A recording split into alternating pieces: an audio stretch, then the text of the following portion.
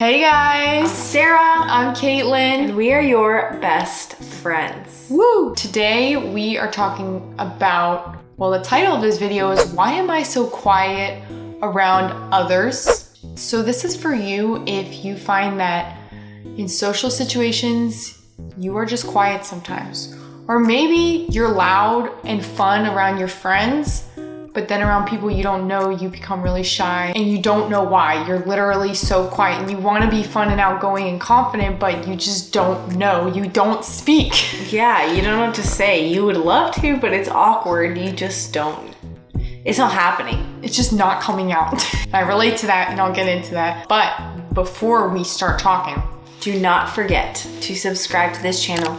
We're about to hit 1,000 subscribers, y'all. It's gonna be trippy if you're watching this a year from now, and we're way past that. But right now we're about to hit 1,000, and we're so humbled and we're so grateful because the subscriber count we have right now is exactly what God has gifted us with, and we're just so grateful that you're watching. So please subscribe to just stay tuned in the videos we're making, and check out our website, yourbestfriends.org. If you go there, you will just get to see the behind the scenes as to why we even have a YouTube channel, and we have a lot of resources there if you're looking. So let's get into the video.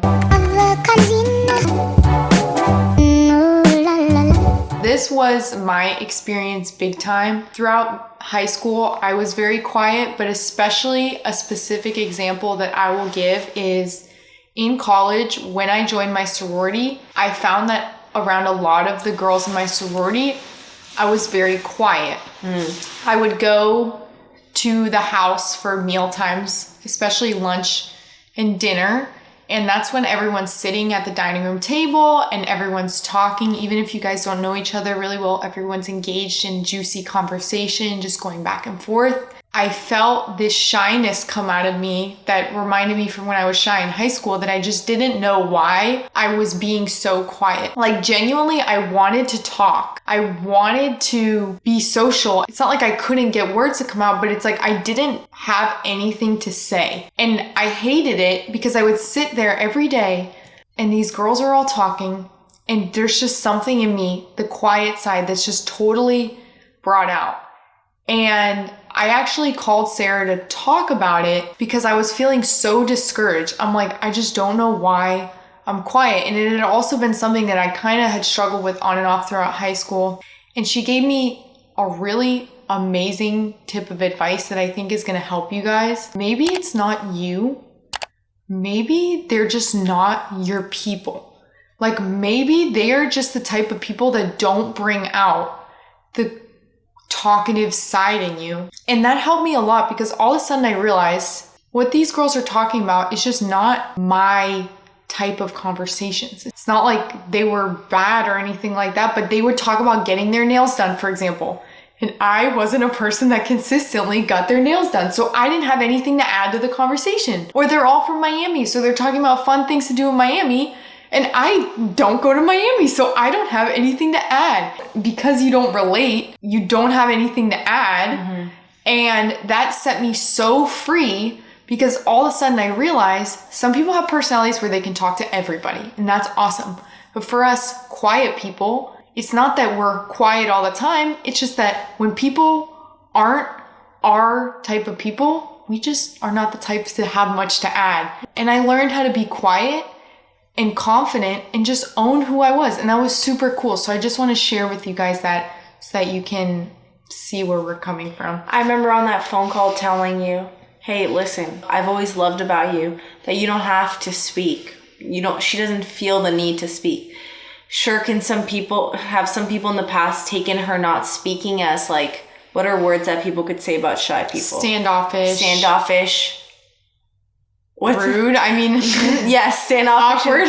Awkward. Wow, those are the three words that I'm just getting real. But first of all, who cares what people say about you? Who cares? It takes time to get there, but really, what does it matter?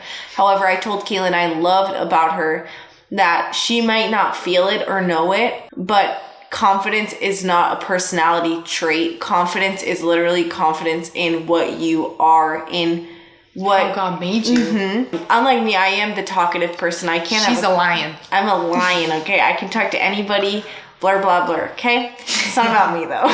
But I've always appreciated that she's confident in just how she is. And she may not know it. Like, she may not have known all these years that I was admiring her ability to just be quiet in a crowd. But that's the truth, is I've always personally loved and appreciated shy people, because rather than muscle or fake their way to be something that they're not, at least they're the people who just embrace at every party I'm at, every gathering.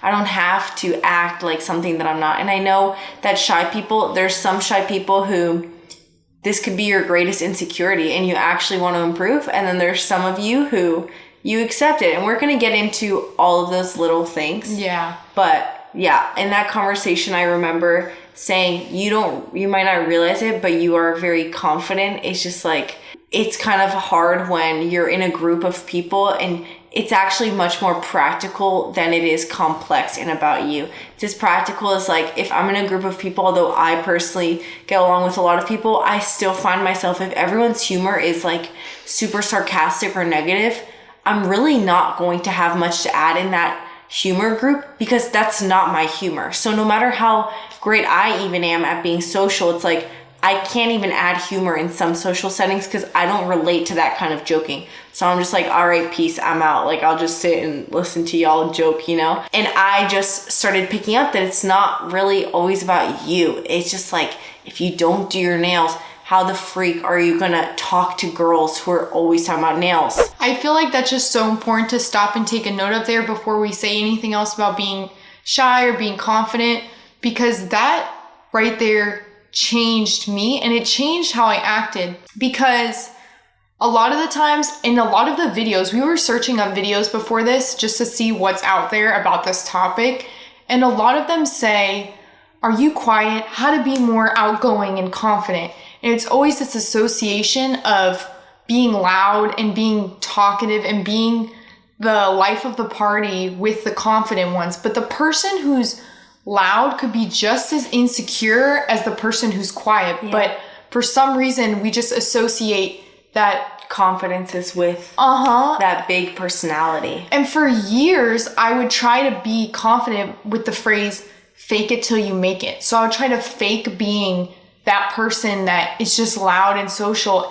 And I would fail every time because that wasn't my personality type. I'm not that type of person. That must have freed you a lot. That freed me a lot. And there's a difference, which we'll get into, between like being quiet and confident and being, you can be quiet and insecure. We want to set you free from that. But I was all of a sudden free to be kind and courteous to people, but also just owning who I was. And people sense that from you. Once you believe that you're confident, people can read it from you. You also, they no longer say you're awkward and stuff because you just own who you are. So that's super cool. I've probably told this to a few friends of mine. People are just looking, they're attracted like bees to honey to people who are themselves and own it. I get attracted to people who, when they're sitting in a gathering, they're sitting there owning how they are, and they're sitting there because they want to sit there, and they're talking to who they want to talk to because that's who they want to talk to. That's always attracted me so much, is just people who own who they are, because when I'm with them, I feel secure and I feel confident, and that's who they are, and I'm being who I am. But now if I'm talking to somebody who's just windy and doesn't know, and they're trying to be you this, can smell it. That's an encouragement, and it is important to just stick on what we just said, because that literally must have set you free. The next time you went into the cafeteria, you're not sitting there like, oh my gosh, I just suck at being social, I'm so shy. You're sitting there realizing it's much more practical. Hey, practically speaking, I just don't have that much in common with them. Practically speaking, they might make me uncomfortable because of the comments they make. Practically speaking, they might actually not even have much purpose, and I don't even like the things that they're saying. Nothing to do with you being shy, loud, confident, or whatever. It's practical. There's a difference between being quiet and owning who you are and not being a little awkward and not knowing common courtesy. And that's something that I had to learn. So I'm not judging you if you're this right now, but you can be quiet yet still learn how to hold a conversation, how to look people in the eyes when you talk, say people's names when you're talking to them, be intentional about saying hello, goodbye, thank you. I just want to differentiate that too, because quietness and shyness can come off as awkwardness and rudeness when we don't know the basic courtesy that comes with it. So own who you are for sure, but also learn how to hold conversations with people when they do talk to you, ask questions, smile, do those little common courtesy things like saying thank you, going out of your way that might feel a little awkward. Don't let the quietness be an excuse for actually neglecting 100%. manners. And that's just an important thing that I want to clarify, because it is about owning who you are, but not to the extent where it's just who I am, accept me or don't accept me. We gotta also grow up a bit too and just learn, if nobody ever taught us common courtesy things that can help us value other people. For sure. And I learned that, and it changed everything. And also, as you start owning your quietness, you will find that you're more comfortable even talking in those groups of people where you wouldn't have in the past, because all of a sudden you don't feel pressure to talk. It's just whenever it comes out. So yeah, those are two things that I just think are really important for this topic. 100% important. Because even I found myself a year and a half ago, I would say, well, that's just how I am with some things. Let's say I'm Hispanic, so I just talk that way, or I just speak really passionately. Well, if I own that forever and ever, I might lose a lot of people, because that could hurt people's feelings how I do that. Now, I don't change who I am to like match everyone, because then I'd literally like try to be people pleasing all the time. But the application and what I'm saying is, hey, I can still adjust some things, because just because you're used to having a short temper doesn't mean that that's just, everyone has to roll with that. Yeah. A tip that I want to help you guys, if you are shy, or if you're on this journey to gaining this wholesome confidence, whatever reason you're on this video for, this is going to really help you. So for me personally, I have personal goals in life, which also can sound like purpose. I have plans. I have a reason for why I do the things that I do.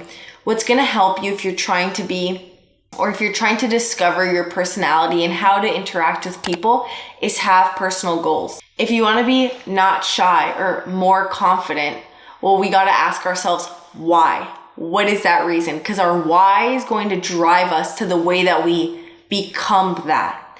Let's say you want to get guys to like you. Well, your why is going to look different than mine, because your why might include doing things just for guys to look at you, saying things just for guys to hear you, posting pictures just for them to see you. If your goal is to seem more popular or to be more popular in college or in high school, you might say and do things to get there. And like Kaitlyn said in her recent video of the college party life, getting to those kinds of goals, which have to do with external popularity, they're like a flash in the pan. They're very fleeting. As soon as you get that attention, which is your why behind becoming more confident, as soon as you get it, it's gone, and you got to do it again and again and again. It's fleeting, and it is empty. It's empty because those whys are external, and they will leave us more empty each and every time. But if you want to, try that out, you can try it out. We're your best friends. We know how life is. Like, we know what it's like to try these things out and then fail. So just wanted to throw that out there. I have done many things for external purposes and then had to learn a lesson afterwards. But all this to say, my personal why is I want to love others the way that Christ loves others. And I want to value people the way that Christ has valued me and changed my life through that. So how would that help a shy girl out? How would that help a shy guy out? If your why is because you want to actually love and value people, I'm pretty sure in the next conversation you have, you're not going to be thinking, oh my gosh, I'm so awkward, I'm so this and this, I'm a failure. You might actually be thinking, wow, they're talking to me, they're telling me about their heart. How can I listen and make them feel special? All of a sudden, the attention just went off of you and it's onto how I can value them. This is going to help you so much, is understanding why do you even want to become less shy, more confident, here, there, whatever. So good. It is so good. It takes the energy and attention off of you. And that helps me a lot personally. That also helps my ego, helps my feelings not to get hurt as often. It's not all about, this is my why, you guys. Okay, I'm showing you mine. If you want to hop on with mine, hop on. But I don't have time to have my feelings be hurt and to care what people think about me all day long and to have like a high level or a low level of being offended. I don't have time for that because I actually am here to love that person. Exactly. It's a whole different level. It's a whole nother game, but I would just love to ask, why do you want to become what you are? Because that's going to drive the ways that you get there. And Kaitlyn also has a video on her confidence journey. That's true. So you can definitely watch it if you want to dig more into the details of her journey. Exactly. And some people need what you have.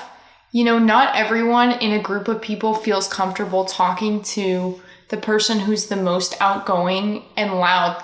There are other quieter people or other more shy, calm people who will relate more to what you have. And that's what I love about talking about this is when I struggled with this, Sarah pointed out what was great about being the quieter one, because there's benefits to being the person who's more outgoing. 100%. And there's benefits to being the person who's more reserved. It's cool. It's mysterious. It's like you make people, your energy's a little calmer. It makes people more at ease. So I honestly feel like we've given you a lot of gold in this video to be able to go out and own how God made you, but also do it from a place of loving others. And I honestly think that when we have the right reason is to just love others like Christ loved us and we take it off of us, you're not going to be forcing yourself to be anything that you're not, because you're just doing what comes natural for you to love people. Yeah. So, I mean, I really don't have much more to say. I honestly feel like if you guys take this stuff that we're saying and apply it to your quiet struggle right now, this will actually change your life, because I know that it would have changed mine when I struggle with being quiet. Yeah, and it is a journey. My life changes have never been overnight. God has continued to help me and reveal when I mess up, he shows it to me again. So take that same mindset over you. The Lord has put something in your heart through this video, and now see within the next weeks, months, and years how he grows that in you.